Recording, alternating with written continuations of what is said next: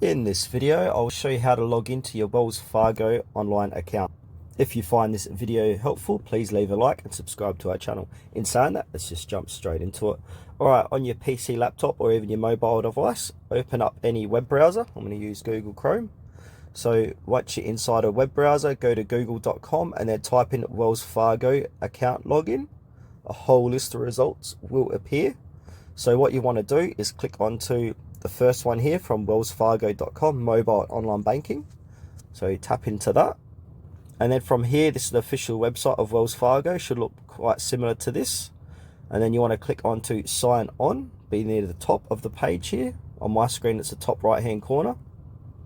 And now this is the login page here. So what you want to do is type in your username, password, and then click on sign on. So I'll go ahead and do that, show you what it looks like. So it looks something similar to this. And then you can click on sign on, and then that will sign you into your Wells Fargo bank account online.